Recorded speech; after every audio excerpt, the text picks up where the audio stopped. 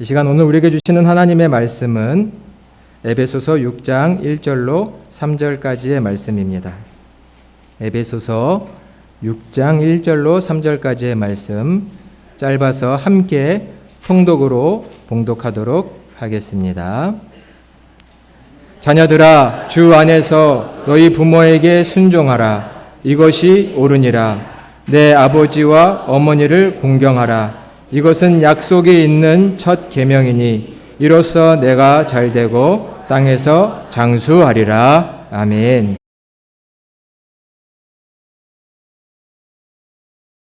귀한 찬양 감사합니다. 할렐루야. 특별히 어버이 주일을 맞이하여 이 땅에 있는 모든 부모님들과 또 몸된 교회에서 부모님의 역할을, 신앙의 어른의 역할을 감당해 주신 우리 성도님들께 감사를 드립니다. 어버이 주일은 늘 우리 부모님을 생각하고 또 떠올리며 기억하고 감사를 회복해야 하는 날이 되어야 할 것입니다.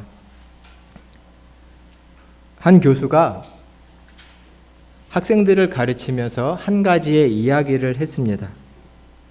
그리고 학생들에게 의견을 물어봤습니다.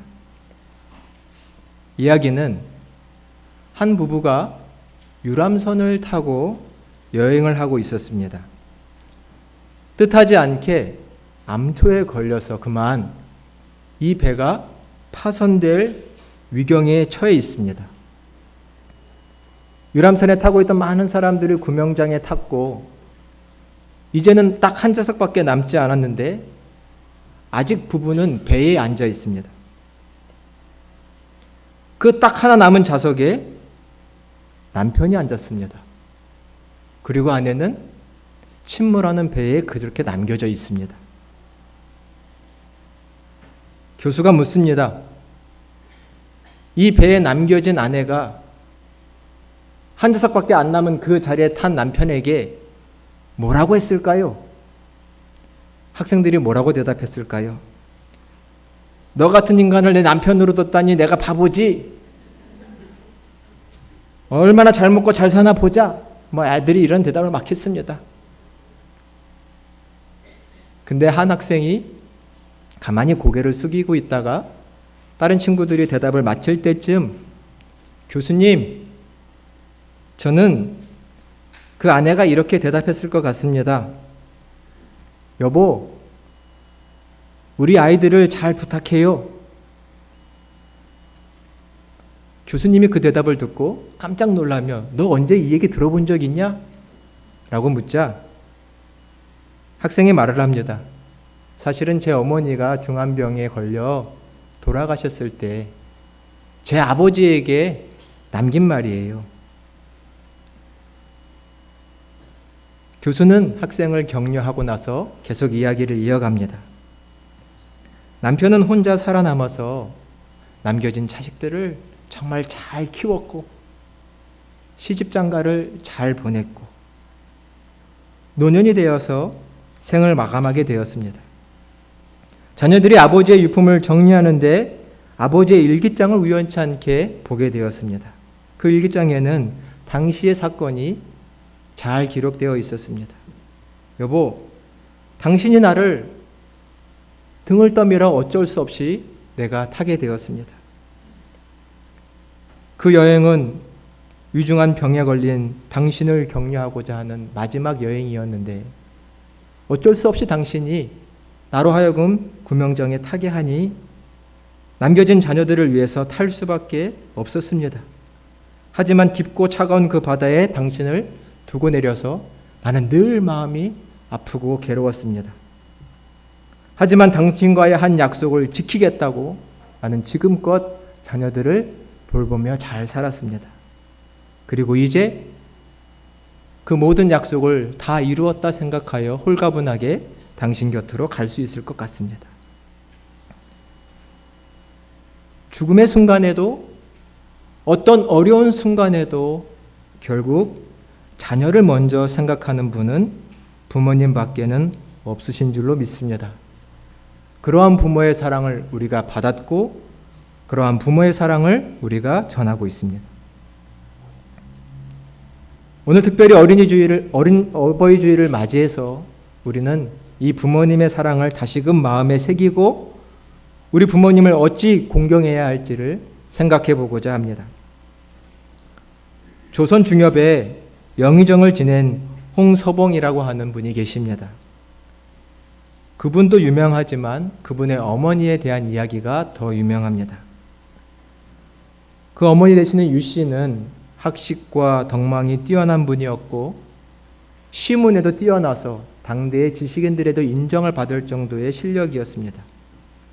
이 홍서봉은 3세에 그의 아버지를 여의게 되었습니다. 그래서 어머니 유 씨가 혼자 이 아들을 잘 길렀습니다. 혹 아들이 학문을 게을리하는 경우가 있으면 따끔하게 회초리를 들어 꾸중을 하기도 했습니다. 너는 불행히도 어려서부터 어버이 없이 컸다. 사람들이 아버지 없는 자식이라고 버릇없다고 욕할지 모르니 내 꾸중을 달게 받아야 한다. 나는 내가 그런 아들로 자라는 것을 원치 않는다. 아들이 잘못되는 경우가 볼 때마다 이 회초리를 따끔하게 들고 이 회초리를 비단 보자기에 싸서 늘 장롱 속에 잘 간직했다고 합니다. 아들을 바로잡는 물건이었기 때문입니다. 동네 사람들에게 재미난 이야기가 들려졌습니다. 이 어머니 유 씨가 홍서봉에게 말씀을 가르치고 글을 가르칠 때마다 그 앞에 병풍을 쳐놓는다는 겁니다. 아들과 어머니 사이에 병풍을 쳐놓고 아들을 가르친다는 것입니다. 사람들이 묻자 그 어머니 유 씨가 말합니다. 어머니와 자식 사이는 아버지처럼 엄격할 수 없습니다. 나는 내 아들이 너무나 영특해서 글을 잘 읽고 공부를 잘하는 걸 볼 때마다 그 기쁨을 얼굴에 숨길 수가 없습니다. 근데 혹 아들이 내 얼굴에 있는 미소와 기쁨을 보고 학업에 게을리하거나 혹 교만하거나 자만할까 봐 내 얼굴을 가리려고 병풍을 치고 그를 가르치고 있습니다. 이러한 비장한 각오, 엄한 교육으로 자기의 아들을 영의정의 재상에 만든 것이겠지요. 부모님은 늘 이러한 사랑으로 자녀를 가르쳐 왔습니다. 인생에 태어나 최초로 들어가는 학교는 어머니라고 합니다. 최고의 스승은 아버지이지요. 부모님의 얼굴은 우리의 교과서이고 부모님의 무릎은 우리의 교실이었습니다. 지금 이 모습, 이 자리로 길러주신 분, 그 부모님을 우리가 잊고 살지는 않은지 이 시간 우리의 모습을 돌아보았으면 좋겠습니다. 공자의 제자 자유가 공자에게 물었습니다. 스승님, 효는 무엇입니까?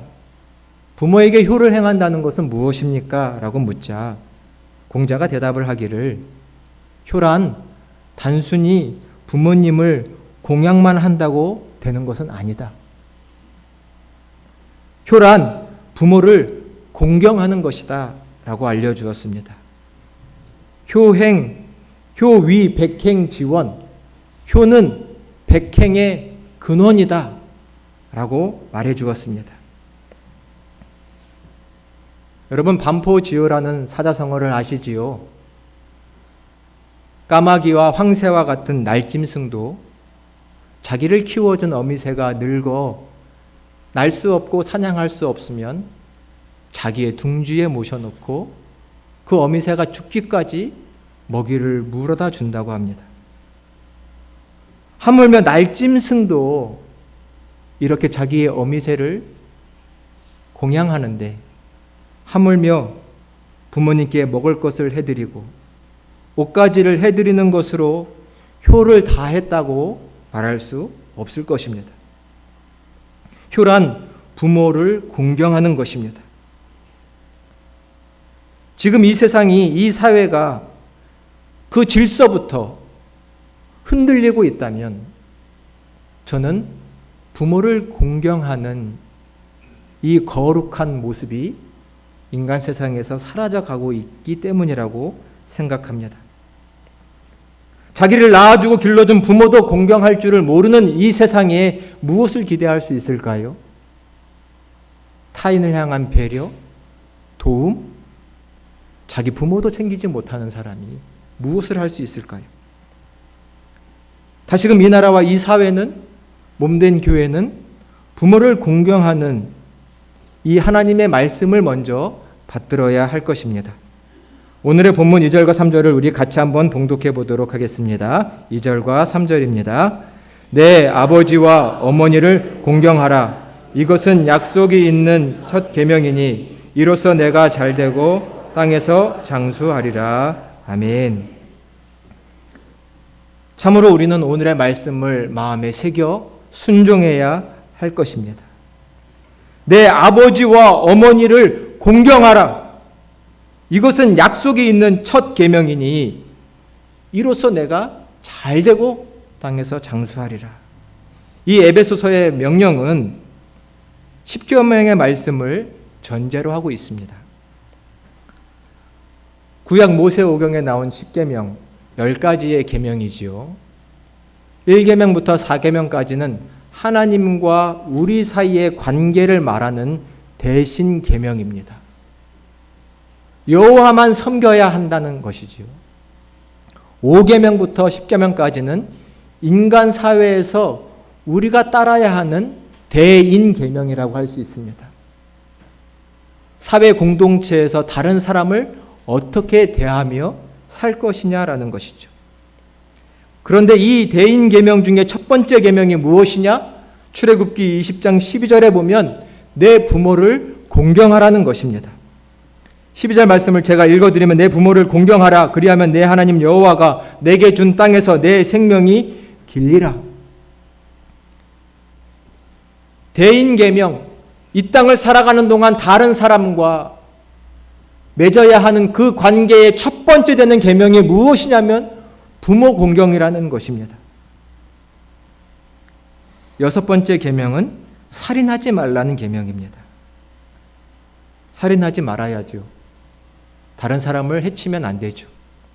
그런데 이렇게 살인하지 말라는 이 계명은 우리가 꼭 지키지만 성경은 이 계명보다도 우선한 계명이 뭐라고 말씀하시냐면 부모를 공경하라는 것입니다.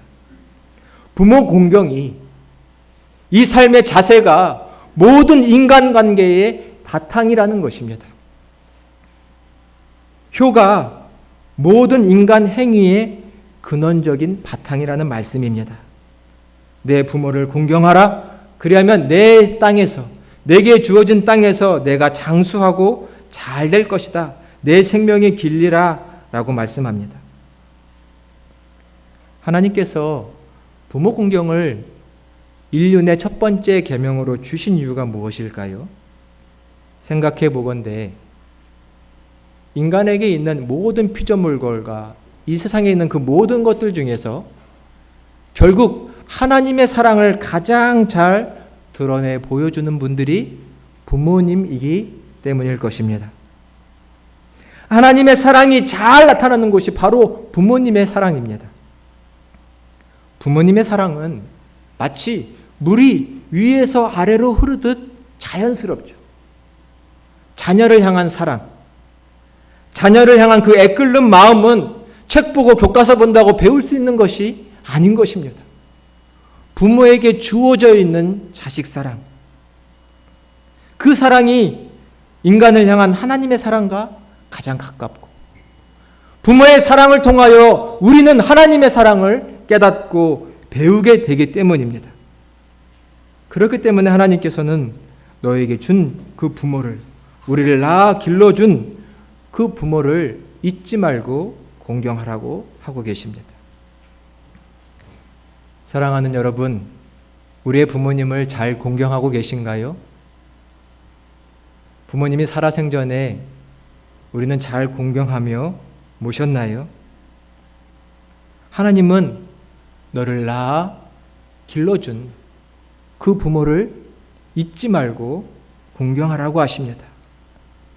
부모는 우리의 생명의 근원이고 부모는 우리가 이 자리에 있게끔 만들어준 분들입니다.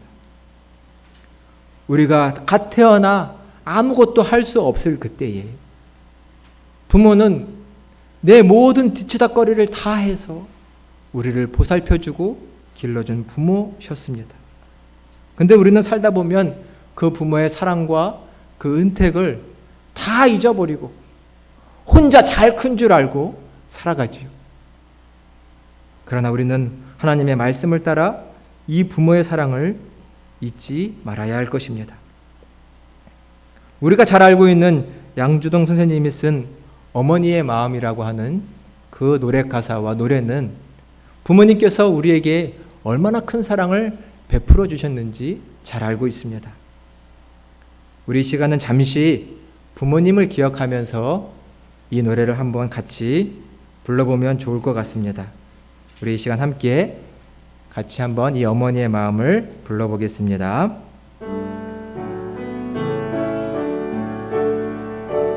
나 실제 괴로움 다 잊으시고 길을 제 밤낮으로 애쓰는 마음 진 자리 마른 자리 가라니시며 손발이 다 닳도록 고생하시네. 하늘 아래 그 무엇이 넓다 하리요. 어머님의 희생은 가히 없어라.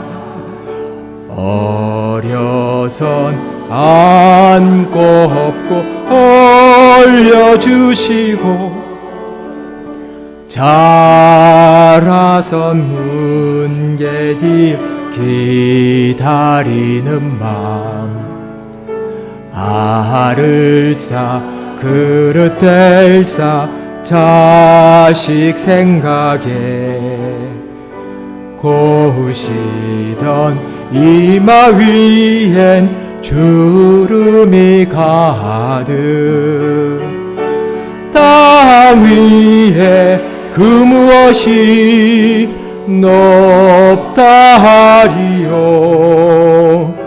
어머님의 정성은 지극하여라. 어머니와 아버지가 우리에게 보여주신 사랑은 바로 이러한 지극한 사랑인 줄로 믿습니다. 그 사랑을 통하여 우리는 하나님의 사랑을 깨닫게 되었습니다. 한 인간으로서 살아갈 수 있는 힘을 우리 부모님을 통해서 알게 되었고 받게 되었습니다. 효란 이 부모님을 잊지 않고 그분들을 공경하는 것입니다. 우리는 효를 부모를 공경한다는 것을 먼저 잘 알아야 합니다. 부모의 사랑은 위에서 내려오는 물처럼 쉽지만 효는 깊은 물을 끌어올리는 것처럼 힘이 들고 쉽지 않기도 합니다. 매일 매순간 다짐해야 하고 마음을 고쳐 먹어야 합니다.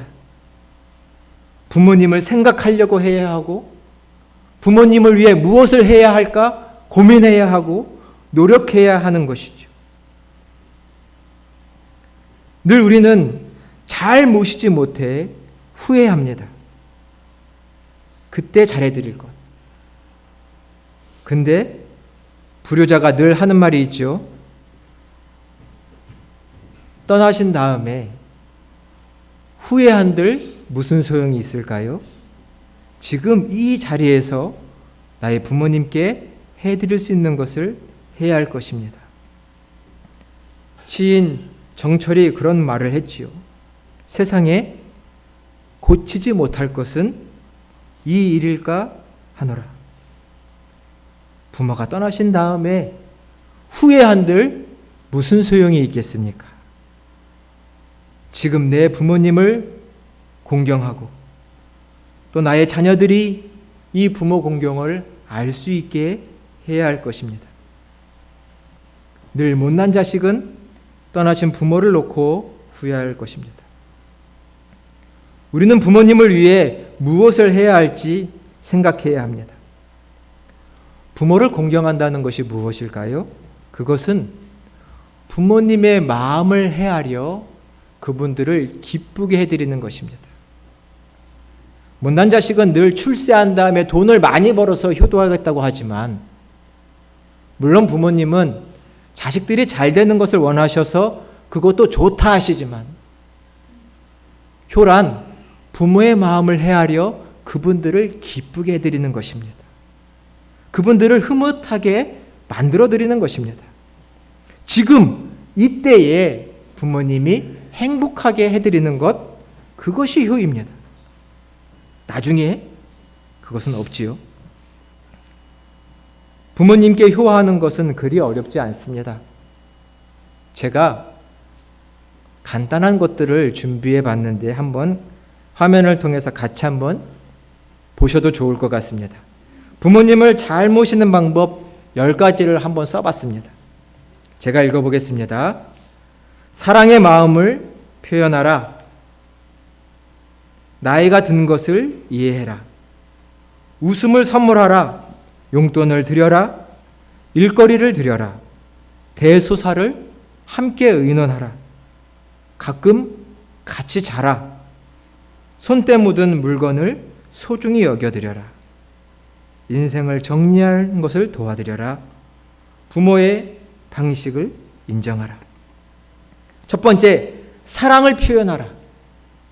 여러분 부모님께 이번 어버이날 사랑합니다 하고 말씀하셨나요? 자, 말씀하신 분 손 한번 들어봐 주세요. 잘 안 보이네요. 물론 어머님이 안 계시죠? 네. 젊은 분들 반성하시라고 물어봤습니다. 자식들에게 들으셨습니까? 큰 게 아니라 엄마 아빠 사랑해요. 사랑합니다. 이 말로도 우리 부모님은 충분히 기쁘실 수 있습니다. 말이 부끄러우세요?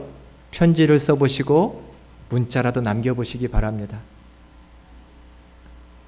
나이가 든다는 것을 이해해 드려야 합니다. 너도 나이 들어봐라. 나이 먹어봐라. 이런 얘기 부모님께 들으셨다면 부모님의 마음을 서운케 해드린 겁니다. 보약보다도 더 좋은 게 웃음이라고 하죠. 부모님을 많이 웃게 해드려야 합니다. 어떻게 하면 우리 부모님이 웃으실 수 있을까를 고민하고 자식들은 노력하면 됩니다. 부모님이 먼저 용돈 달라고 말하시지 않게끔 늘 알아서 챙겨드려야 합니다. 작은 일거리라도 드려서 노년의 시간들이 적적하지 않게 해드려야 합니다. 가끔 불효자들은 뭐 하나요? 손주, 손녀를 맡겨놓고 하루 종일 고생하게 해드리는데 그거 하시면 안 됩니다. 잠깐만 봐드리게 해야지 하루 종일 봐드리게 해서는 안 됩니다. 작은 일거리로 즐겁게 해드려야 합니다. 대소사를 의논해야 합니다. 나 이제 다 컸다고 내 생각이 옳다고 생각하지 마시고 늘 부모님께 작은 일이든 큰 일이든 상의하시면 부모님은 참으로 좋아하실 거고, 그래 내가 내 엄마 아빠지 보람을 느끼실 겁니다. 출가했다고 밖에만 계시지 말고 가끔은 찾아가서 부모님과 함께 잔다면 부모님은 옛날 생각이 나지 않으실까요?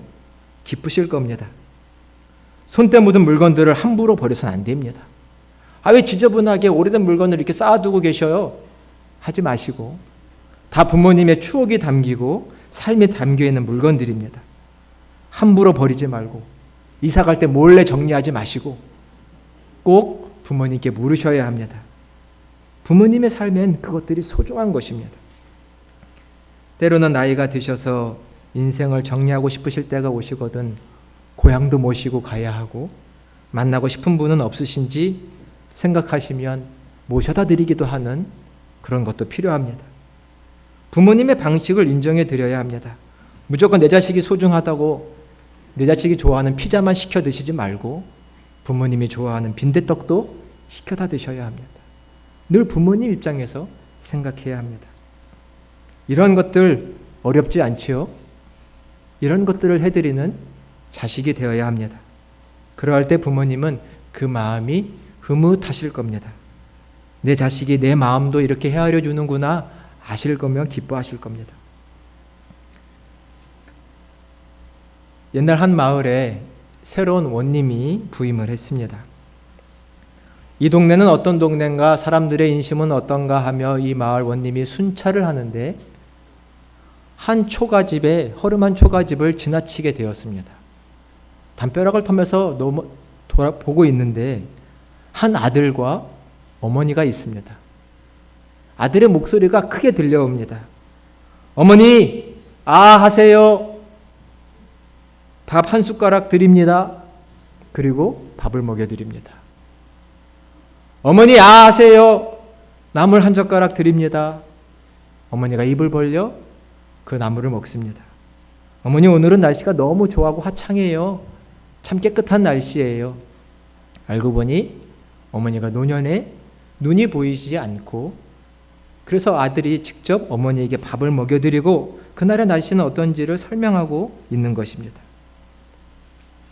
그것을 보고 있던 원님이 너무나 큰 감동을 받아서 그 아들에게 큰 상을 내렸습니다.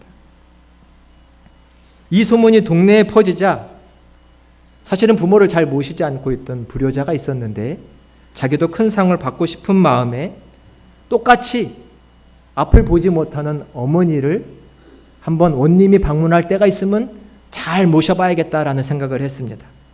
상을 차려놓고 원님이 오기를 기다렸다가 저 멀리서 오는 것 같자 자기 어머니를 잘 모시는 것처럼 흉내를 냈습니다. 어머니, 하세요. 밥 숟가락 한 들 드립니다. 원님은 조용히 보면서 저 아들도 효자인가 보다 하고 있는데 갑자기 어머니가 말을 꺼냅니다. 얘야, 너가 평생 불효자로 살더니 이때 이렇게 효자가 되어서 나를 공양하니 내가 이제도 죽어도 한이 없겠다. 이렇게 말을 하시는 겁니다. 아들이 깜짝 놀랐겠지요. 내가 원님을 속였구나. 큰 벌을 받으면 어떡하지? 이런 생각을 하고 있는데 원님은 돌아가더니 그 아들에게도 큰 상을 내렸습니다. 사람들이 묻자 원님이 이렇게 말합니다. 효도는 흉내만 내도 좋은 것이다. 효도는 흉내만 내어도, 그래서 부모를 기쁘게만 해드릴 수 있다면 좋은 것이다. 우리 늦지 않았습니다. 이제라도 흉내라도 내면서 효를 행해야 할 것입니다. 그 작은 모습도 우리의 부모님은 기쁘게 받아주실 것입니다. 그 마음을 기쁘게 해드리는 것이 효입니다. 효는 그렇게 가르쳐줘야 하고 그렇게 가정에서 가정을 기쁘게 살려야 할 것입니다. 사랑하는 여러분, 우리 모두는 어버이 주일을 맞이하여 부모님을 향한 감사를 회복하고 또 그것에 보답해야 할 것입니다. 부모를 공경한다는 것, 인간사의 바탕이라는 것을 잊지 말아야 할 것입니다. 오늘 주님, 부모님을 위해서 우리가 무엇을 기쁘게 해드릴 수 있을까를 생각하며 그 한 가지를, 그 두 가지를 실천해 봐야 할 것입니다. 오늘의 말씀을 마음에 새겨주십시오. 내 부모를 공경하라. 그리하면 내 생명이 길리라. 내 가정이 잘 되리라. 우리의 가정을 믿음의 가문으로 세워가는 것은 바로 이 부모 공경에서부터 시작합니다. 내 부모를 잊지 마시고 또 지금 이 자리에서 부모님을 위해 공경하는 삶을 시작해야 할 것입니다. 주님의 말씀을 마음에 새기시고 이 말씀을 순종함으로 하나님의 축복받는 믿음의 가문을 열어가시는 저와 여러분이 다 되시기를 주님의 이름으로 간절히 축원합니다. 기도하겠습니다. 은혜와 사랑의 하나님, 우리에게 어버이 주일을 허락하시고 내 생명의 근원되는 부모님을 기억하며 다시금 그 부모님을 잘 공경하며 살라는 주님의 말씀을 받들어 마음에 새기게 하시니 감사합니다. 주님, 오직 이 부모님만을 잘 공경할 수 있는 그런 믿음의 가문을 열어갈 수 있도록 주님께서 우리에게 새 마음과 믿음을 허락하여 주옵소서. 부모의 신앙을 본받게 하여 주시고 부모의 사랑을 잊지 않게 하여 주시옵시고 그 사랑을 흘려보낼 수 있는 우리의 삶이 되게 하여 주시옵소서. 내 땅에서 내 생명이 길리라 장수하리라 주님 축복의 말씀을 주십니다. 부모 긍경의 신앙의 삶이 우리의 가족의 복의 근원인 줄 믿사오니 이 거룩한 삶의 효가 우리의 가정에 넘치게 하여 주시옵시고 부모님께 감사보답하는 귀한 날 되게 하여 주옵소서. 예수 그리스도의 이름으로 간절히 기도드리옵나이다. 아멘.